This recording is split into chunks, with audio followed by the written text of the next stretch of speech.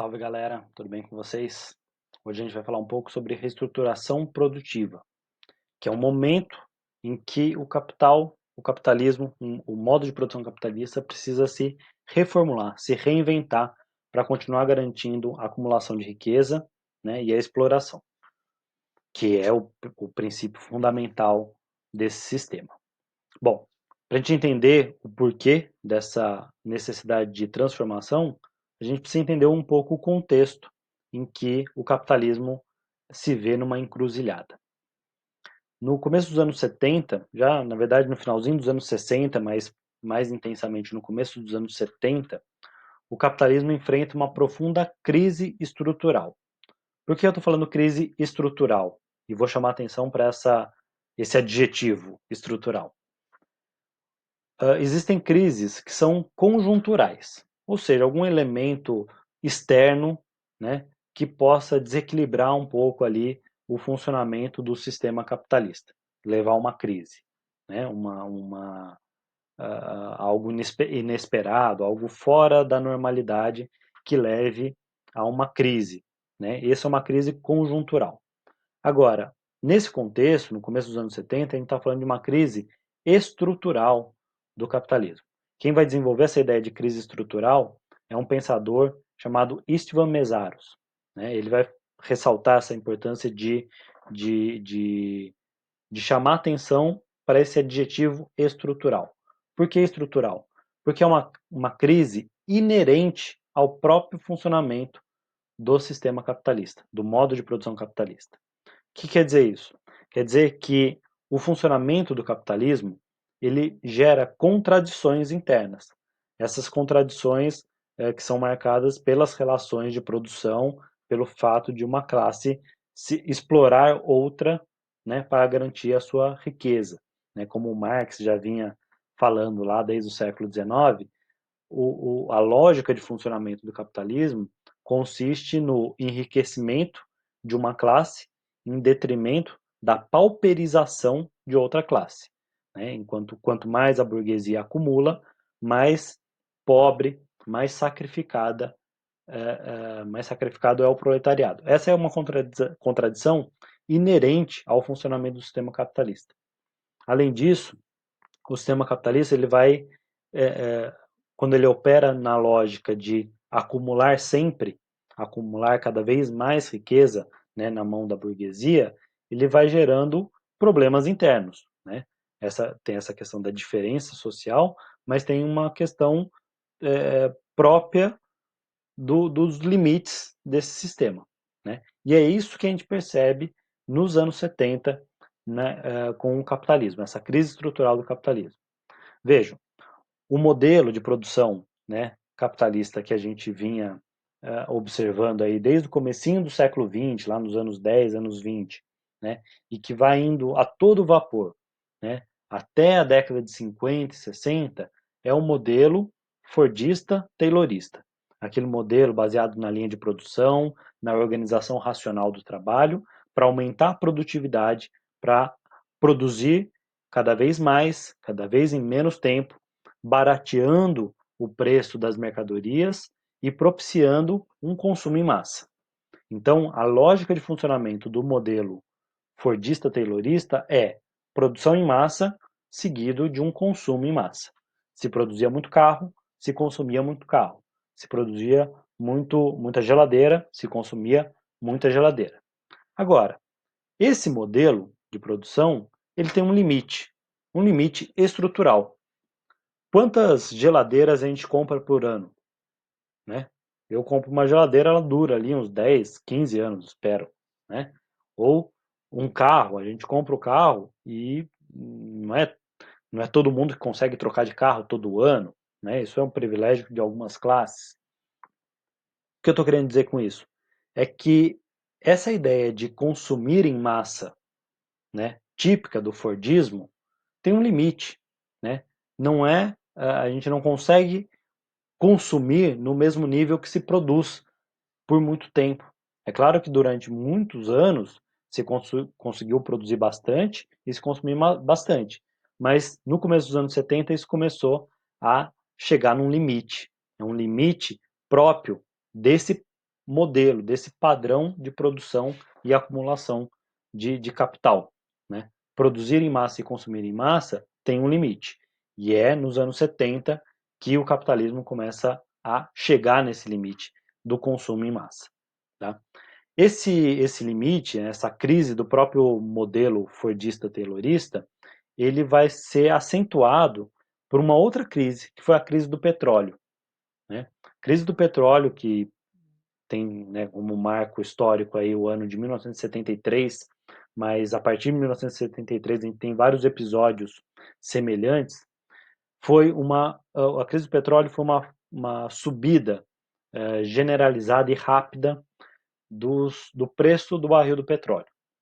A OPEP, a Organização dos Países Exportadores de Petróleo, se reuniram e decidiram elevar o preço do petróleo, que é fundamental para a produção industrial, porque além de fonte energética, ele também é matéria-prima. Se a gente pensar na quantidade de plástico que está envolvida ali na produção industrial, a gente já consegue perceber a importância do petróleo na produção industrial.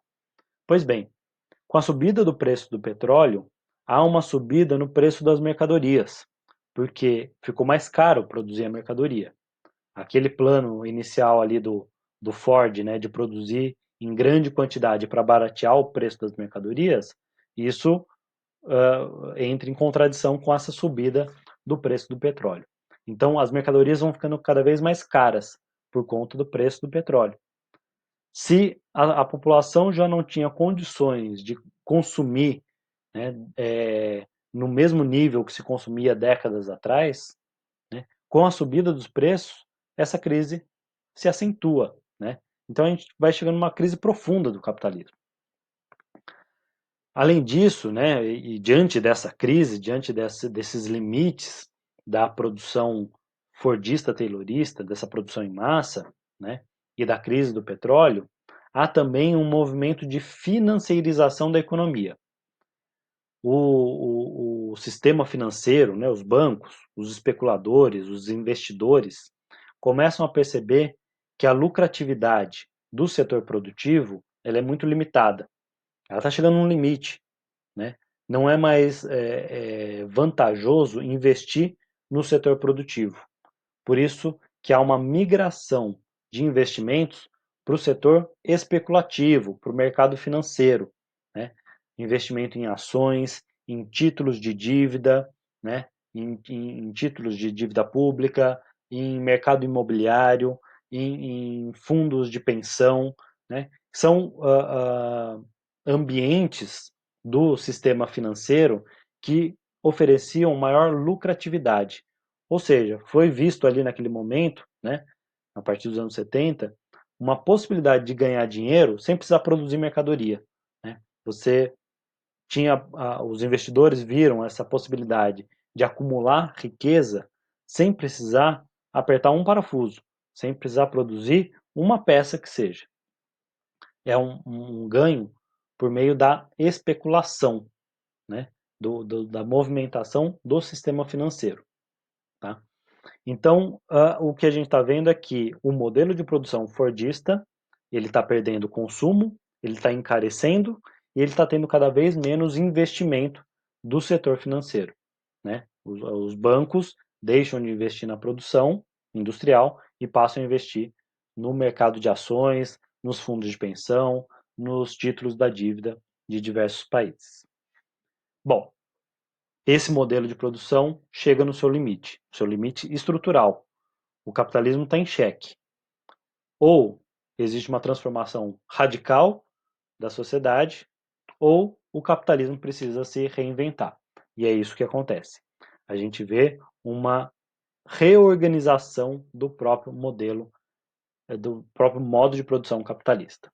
Tá? Por um lado, essa saída, né, que é a financiarização da economia, essa migração do capital produtivo para o capital financeiro, já é uma forma de garantir os ganhos da burguesia, da classe dominante, né, por meio da especulação, mas era preciso também uma saída para o setor produtivo. Né? Como que a produção industrial vai se reorganizar para continuar garantindo lucratividade, continuar garantindo acumulação de riqueza. E a resposta para isso vem do Japão. O modelo japonês, desenvolvido inicialmente na fábrica da Toyota, e é por isso que a gente chama também de modelo toyotista, é um modelo de produção diferente. Um modelo de produção que não está mais baseado na lógica de produzir muito para ser consumido muito. É uma produção flexível. Por isso também que a gente chama esse período, né, de reestruturação produtiva, de acumulação flexível, né, de riqueza, de produção flexível. Essa produção flexível, né, que recebe, né, o apelido de produção just in time, é uma produção, praticamente uma produção sob demanda. Né? Você cria primeiro uma demanda de consumo para depois produzir. Você não precisa mais produzir muitos produtos iguaizinhos, porque como ele é sob demanda, ele pode ser mais personalizado. Você não precisa produzir muito o tempo todo. Você produz mais quando tem mais demanda, produz menos quando tem menos demanda. Deixa de produzir se for o caso. Tira um produto da linha de produção se não houver demanda para aquele produto. Né? Uma outra característica desse modelo toyotista é a descentralização da produção. Já que você não precisa produzir muita coisa, muitos produtos ao mesmo tempo, você pode flexibilizar a organização da produção. Né? Eu não preciso manter mais uma fábrica com 20 mil funcionários, produzindo desde do parafuso até o painel eletrônico do carro, né, tudo no mesmo espaço, porque eu não sei mais como vai ser a demanda, né, para a produção daquele produto. Eu preciso me flexibilizar de acordo com a demanda que é flexível. Então, existe um processo de descentralização da produção. No caso da indústria automobilística, as montadoras, né, e a ideia de montadora vai ficar mais clara agora, a montadora, ela monta o carro a partir da produção que é feita em outras empresas. Tem um pernilongo aqui. Bom, continuando. A partir da produção que é feita em outras empresas. Então, é uma transferência da produção de um produto, de um carro, por exemplo, para diversas outras empresas. Né? Então, vai ter uma empresa especializada em produzir o parafuso, em outra que vai produzir o chassi, outra que vai produzir o motor, outra que vai produzir o painel eletrônico, e a montadora vai juntar tudo isso, colocar ali o emblema, né, da montadora, da Ford, da Volkswagen, da Mercedes, né, e vender o carro. Então, essa descentralização da produção faz com que as grandes indústrias, né, que tinham antes 20 mil funcionários, passem a ter agora 2 mil funcionários. Vão ser só aqueles funcionários, o mínimo necessário para montar ali o carro, para finalizar o produto de acordo com a demanda. Quando tem uma demanda maior, pode até contratar mais, mas o número de funcionários necessários para a manutenção da produção flexível é bem menor. Tá? A gente vê também um processo, né, essa descentralização da produção, ela se traduz também como um processo de terceirização, né? Ou seja, passar para outras empresas, né, funções que antes eram desempenhadas na empresa principal, né? E essa descentralização da produção, ela se dá não só no ambiente de cada país, mas também em nível internacional. Né? Então a gente tem uma nova divisão internacional do trabalho, né? Em que um produto, por exemplo, um avião da Boeing, né, que é produzido em 5 países diferentes. Tem um país que vai produzir o leme, outro que vai produzir os estofados dos bancos, outro que vai produzir o motor, né? E a Boeing vai lá, vai juntar tudo na sua fábrica, mas um avião que foi feito em partes em diversas partes do mundo. Então, a gente tem uma integração das economias mundiais, né, dentro dessa lógica de produção flexível. Né? Então, você vai ter um país produzindo uma pecinha, outro país produzindo outra pecinha, outro país produzindo outra pecinha, e a montadora junta tudo na sua empresa principal. É claro que quando as empresas vão buscar descentralizar sua produção e levar parte da produção para outros países, elas não fazem isso à toa. Elas fazem isso buscando reduzir os custos da produção, né? Então elas vão procurar lugares em que é possível encontrar matéria-prima mais barata, em que a mão de obra seja mais barata, né? Ou seja, o valor da força de trabalho seja reduzido, né? Onde existe uma legislação ambiental mais flexível, em que você possa explorar, extrair é, riquezas naturais, né, sem grandes empecilhos, e isso vai barateando o custo da produção, tá certo? É nesse sentido que a gente vê um processo, né, de busca por regiões ou países que têm uma legislação trabalhista mais frágil, mais flexível, né? Ou, como aconteceu em vários lugares, como o caso do Brasil, em que existia uma legislação trabalhista legal que protegia os trabalhadores, mas essa legislação foi sendo destruída, foi sendo flexibilizada para que a força de trabalho aqui fosse mais barata e a gente pudesse atrair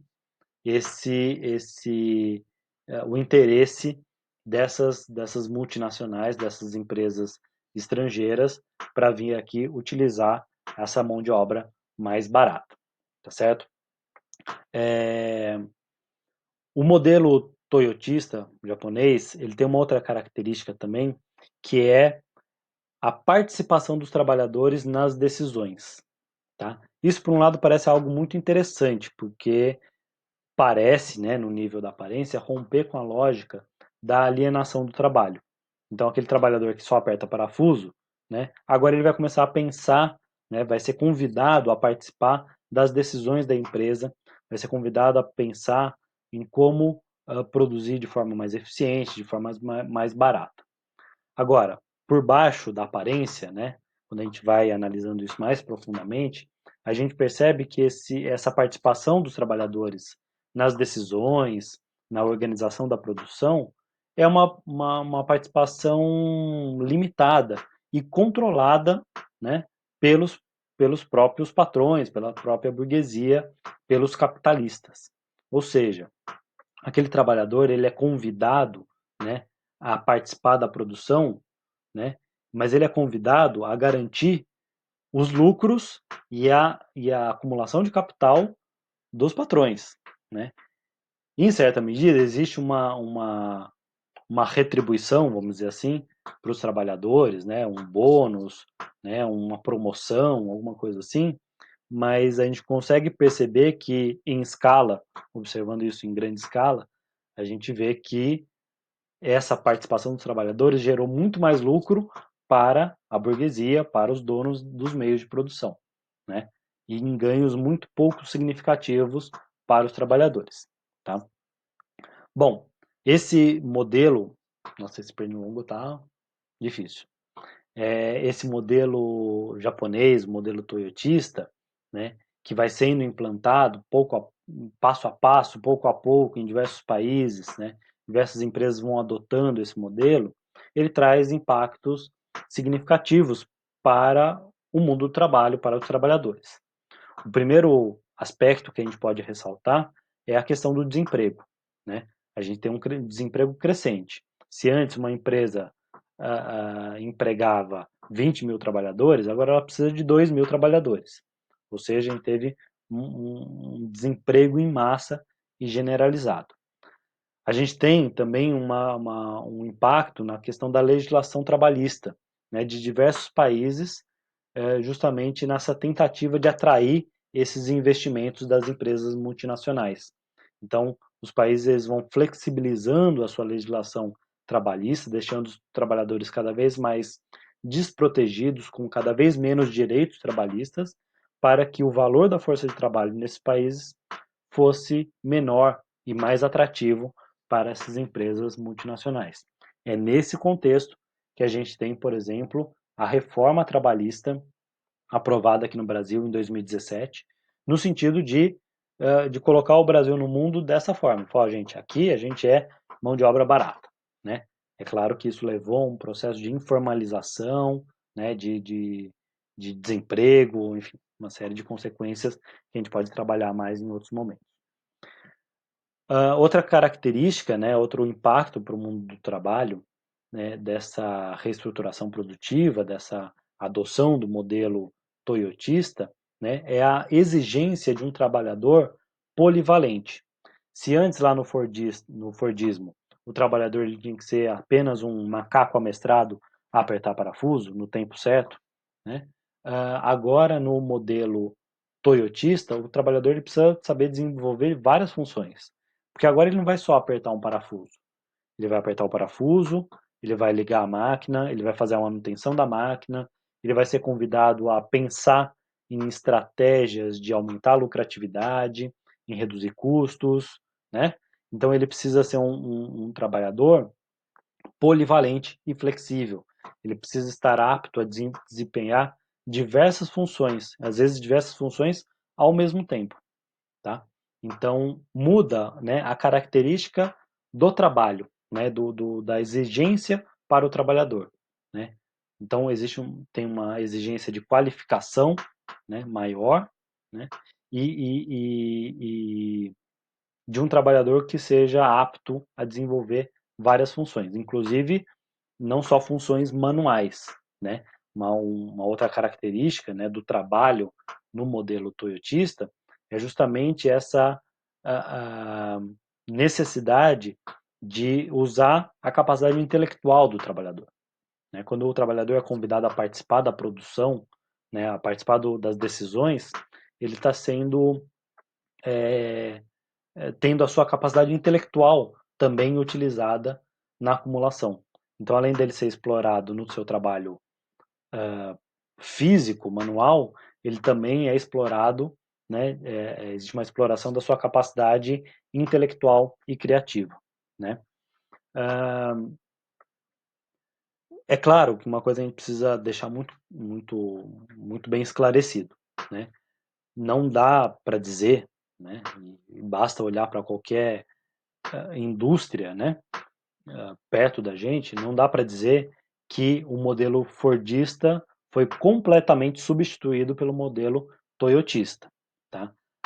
A gente tem, até os dias de hoje, a convivência entre os dois modelos, porque algumas coisas continuam sendo produzidas em série, outras não. Então, não dá para a gente pensar isso como, tipo, acabou o Fordismo e começou o Toyotismo e pronto, né? Como se fosse uma mudança repentina.